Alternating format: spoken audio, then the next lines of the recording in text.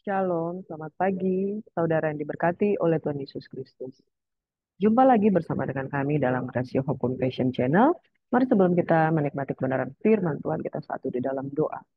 Bapa, sungguh kami berterima kasih, kejadian sudah dahsyat dan ajaib, dan ajaiblah yang kau perbuat, dan jiwa kami benar-benar menyadarinya. Terima kasih Tuhan Yesus, kami mengucap syukur buat pagi hari ini.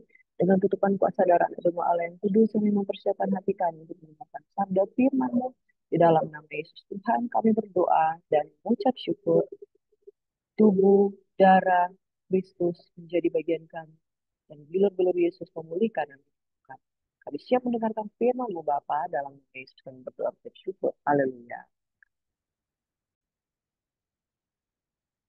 Pagi hari ini, saudara, kembali kita akan melihat kebenaran firman Tuhan ini. Saudara, di dalam Wahyu 6 berbicara tentang 4 krisis yang dialami keadaan di akhir-akhir zaman, saudara. 4 ekor kuda yang menandakan bahwa goncangan demi goncangan itu terjadi. Sebab Ibrani 12 ayat 25 hingga ayat 27 mengatakan bahwa segala sesuatu sedang digoncangkan dan akan tinggal tetap keadaan yang tidak tergoncangkan. Itu sebabnya mari kita berpegang pada kerajaan itu yang tidak tergoncangkan. Krisis yang pertama adalah kuda putih yang menggambarkan krisis pengajaran yang benar. Mesias-Mesias palsu dan nabi-nabi palsu akan muncul di segala penjuru bumi yang akan menyesatkan begitu banyak orang dan kemenangan yang kelihatannya ada, tetapi kemenangan itu sifatnya sementara. Sebab orang yang mengalami kesesatan, saudara, ujungnya menuju pada kebinasaan. Kuda yang kedua yaitu kuda hitam. Berbicara tentang goncangan ekonomi, krisis ekonomi, saudara. Secupak gandum sedinar, 3 cupak jelai sedinar harganya. Artinya di dalam satu genggam jelai, saudara, itu harganya bisa 200 sampai 250 ribu untuk makan satu hari hanya untuk satu orang. Satu porsi makanan bahan pokok, saudara. Dan di dalam nama Yesus, secupa gandum sedinar itu berbicara krisis ekonomi yang hari-hari ini terjadi goncangan, saudara. Krisis yang ketiga itu kuda merah padam, yaitu peperangan. Peperangan terjadi di mana-mana, perseteruan terjadi di mana-mana, di mana damai sejahtera itu akan diambil. Dan betul, saudara, mari kita lihat sekitar kita, kriminalitas terjadi itu seperti yang tidak pernah terjadi sebelumnya. Perselingkuhan bukan hanya diinisiasi oleh kaum pria, tetapi juga kaum wanita dengan sangat viral dan sangat brutal, menunjukkan bahwa orang-orang tidak takut lagi untuk berseteru satu dengan yang lain. Krisis yang keempat berbicara tentang kuda kuning hijau, saudara. Kuda kuning hijau ini berbicara tentang bagaimana keadaan wabah sakit penyakit itu tersebar di mana-mana dan ada banyak orang, saudara, ketika dia mengalami sakit penyakit, dia mengalami berbagai penyakit yang sekarang ini banyak penyakit-penyakit yang baru, penyakit-penyakit yang tidak dikenal itu muncul. Dan orang-orang yang tidak mengenal Tuhan tidak akan bertahan. Dan saudaraku yang diberkati, saya berdoa untuk rekan-rekan saudara yang menitipkan pokok doa bagi kami di Setia Hope Channel dan mengalami sakit penyakit yang tidak dapat mereka pahami dan tidak dapat mereka eh, sangkakan bahwa itu Tuhan izinkan terjadi di dalam mereka. 4 krisis ini, saudara, menandakan bahwa goncangan ekonomi, goncangan damai sejahtera, goncangan sakit penyakit, goncangan krisis pengajaran itu sedang terjadi di mana-mana. Dan biarlah orang yang mengenal Tuhan itu akan tetap kuat dan bertindak. Saudaraku yang diberkati oleh Tuhan Yesus, pagi hari ini kita akan belajar kebenaran firman Tuhan dari Markus 1 ayat 21-28. Saya memberikan judul bahwa Yesus berkuasa untuk menghardik roh jahat.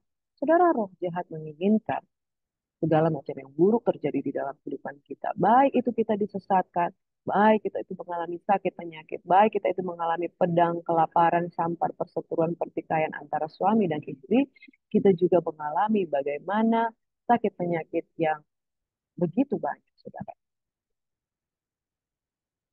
Markus 1 ayat 21 hingga 28 firman Tuhan. Mereka tiba di Kapernaum. Setelah hari Sabat, Yesus sedang ibadat dan mengajar. Mereka takjub mendengar pengajarannya sebab dia mengajar mereka sebagai orang yang berkuasa, tidak seperti ahli-ahli Taurat. Pada waktu itu di dalam rumah ibadat itu ada seorang yang kerasukan roh jahat. Orang itu berteriak, apa urusanmu dengan kami? Hai Yesus orang Nazaret, engkau datang hendak membinasakan kami. Aku tahu siapa engkau yang kudus dari Allah. Tetapi Yesus menghardik katanya, diam, keluarlah daripadanya. Roh jahat itu menggoncang-goncang orang itu dan sambil menjerit dengan suara nyaring, dia keluar daripadanya. Mereka semua takjub sehingga mereka memperbincangkannya. Kata, apa ini? Suatu ajaran baru. Ia berkata-kata dengan kuasa, roh-roh jahat pun diperintahnya dan mereka taat kepadanya. Lalu tersebarlah dengan cepat kabar tentang dia segala penjuru di seluruh Galilea. Saudara, dari Markus 1 ayat 21 hingga 28 ini, 28 ini, 22 ayat hingga Markus 1 ayat 21 hingga 28 ini kita lihat di ayat 22 dan 27. Mereka takjub, ya. Orang-orang yang ada di sekitar situ, orang-orang yang ada di Kapernaum, melihat Yesus takjub mendengar pengajarannya. Sebab ia mengajar mereka sebagai orang yang berkuasa, berotoritas, berwibawa, memiliki perintah yang dapat didengar oleh kuasa kegelapan. Tidak seperti ahli-ahli Taurat. Mereka mengajar dengan pengetahuan, mereka mengajar dengan logika, mereka mengajar dengan analisa, dengan mencari ilmu pengetahuan, tapi Yesus mengajar dengan otoritas. Kata kuncinya di sini, Yesus mengajar dengan otoritas. Akibat otoritas yang ada pada dia, mereka takjub mendengar pengajaran. Saudara, bukankah kita tidak usah heran? Sebab kepadanya diberikan segala kuasa di bumi dan di surga, sehingga umat manusia pun harusnya takut tunduk kepada Yesus. Di ayat yang ke-27 dikatakan, mereka semua takjub sehingga mereka memperbincangkan, katanya, apa ini? Suatu ajaran baru. Ia berkata-kata dengan kuasa, roh-roh jahat pun diperintahnya dan mereka taat kepadanya. Saudaraku yang diberkati, dengan firman Tuhan ini kita belajar bahwa Yesus berkuasa menghardik roh jahat. Yang pertama, karena Yesus berkuasa, ada wibawa dalam pengajaran Kristus. Yang kedua, ada kuasa di dalam pengajaran Kristus. Satu wibawa membuat Yesus itu didengar, Yesus itu punya pesona, Yesus itu punya karisma. Yang kedua, ada kuasa dalam pengajaran Kristus. Kuasa dalam pengajaran Kristus membuat Yesus memerintahkan apa yang patut untuk diperintahkan. Yang ketiga, roh jahat mengenal Yesus sebagai yang kudus dari Allah. Dia katakan, takut berurusan dengan Kau yang kudus dari Allah. Yang keempat, roh jahat takut berurusan dengan Tuhan Yesus. Apakah urusanmu? Mereka tidak mau berurusan dengan Tuhan Yesus karena mereka takut. Yang kelima, roh jahat taat terhadap perkataan Yesus. Karena perkataan Yesus mengandung kuasa. Apa yang kita pelajari dari sini, saudara? Ketika sesungguhnya Yesus, nama yang diberikan kepada kita, nama yang memberikan kemenangan, dia berkuasa untuk menghardik roh jahat. Padahal yang kita takut di dunia ini adalah roh jahat. Saudara, amin. Roh jahat, orang-orang jahat, segala sesuatu yang jahat. Tapi tahukah saudara bahwa ada kuasa dalam pengajaran Kristus? Yang kedua, ada kuasa dalam pengajaran Kristus. Yang ketiga, roh jahat mengenal Yesus sebagai yang kudus dari Allah. Roh jahat takut berurusan dengan Tuhan Yesus. Yang kelima, roh jahat taat terhadap perkataan Tuhan Yesus. Sekali lagi, saudara, firman Tuhan pada pagi hari ini berkata, Yesus berkuasa menghardik roh jahat. Yang pertama, ada wibawa dalam pengajaran Kristus. Yang kedua, ada kuasa dalam pengajaran Kristus. Yang ketiga, roh jahat mengenal Yesus sebagai yang kudus dari Allah. Yang keempat, roh jahat takut berurusan dengan Tuhan Yesus. Yang kelima, roh jahat taat terhadap perkataan Tuhan Yesus. Amin. Dalam hal ini, ketika kita percaya kepada Yesus, nama Yesus adalah menara yang kuat, kesanalah orang berlari dan diselamatkan. Oleh sebab itu, jika Allah di pihak kita, siapakah yang menjadi lawan kita? Amin. Saudara, jangan takut dengan sakit penyakit, sebab roh jahat saja tunduk kepada Kristus. Amin. Jangan kalah dengan roh jahat. Mereka aja bisa taat, mereka aja bisa tunduk dengan perkataan Tuhan. Masa kita orang percaya tidak bisa taat dan tunduk kepada perkataan firman?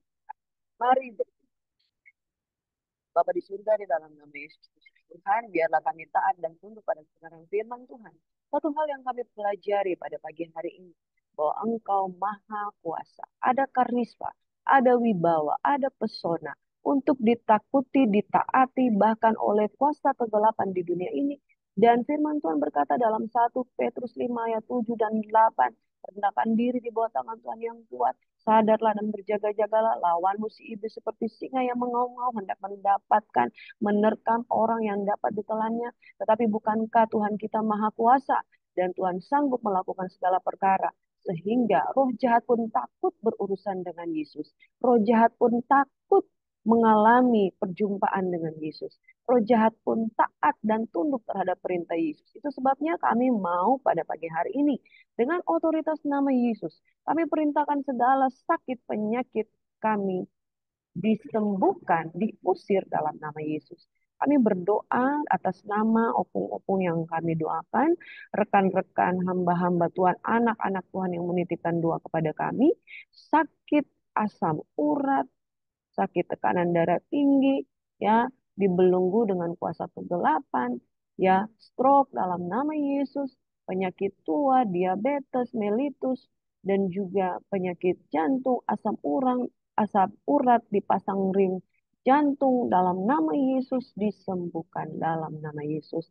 Tuhan juga memberkati opung kami yang dalam proses pemulihan dan proses selanjutnya untuk apapun yang dia di rumah sakit. Tuhan memberkati, melindungi. Terima kasih buat opung yang sudah keluar dari rumah sakit. Kami berdoa untuk Bapak Hadrianus, Tuhan sehat, kuat, diberkati, dipulihkan. Dijauhkan dari segala berbagai macam dosa sakit penyakit. Orang tua kami, Mama Eska, Tuhan dipulihkan sakit kakinya, diabetes dijauhkan dalam nama Yesus Kristus Tuhan. Ya Bapak di surga, untuk suami dari Ibu Elsie disembuhkan dari segala sakit dalam nama Yesus. Oh Tuhan, pertolongan dari Yesus. Dalam nama Yesus kami menyerahkan mulai dari murid-murid kami yang sedang dimuridkan untuk menjadi pengenalan akan Tuhan ada di dalam kehidupan mereka. Biarlah kasih kami dalam nama Bapa, Putra, dan Roh Kudus mengalir dalam kehidupan mereka. Kami segerakan aktivitas mereka ke dalam tangan Tuhan kasih dan terimalah. Kami di dalam nama Bapa, Putra, dan Roh Kudus dalam nama Yesus menjadi bagian kita semuanya. Kita menerima berkat Tuhan yang spesial. Kita diberkati, kita diurapi, kita diberikan urapan baru sehingga sukacita daripada Tuhan itu menjadi kekuatan. Hadapi segala macam krisis, kami tinggal tetap dengan kerajaan yang tidak tergoncang. Semua yang diberkati sama. Haleluya. Selamat pagi, shalom, and God bless you. Tuhan Yesus.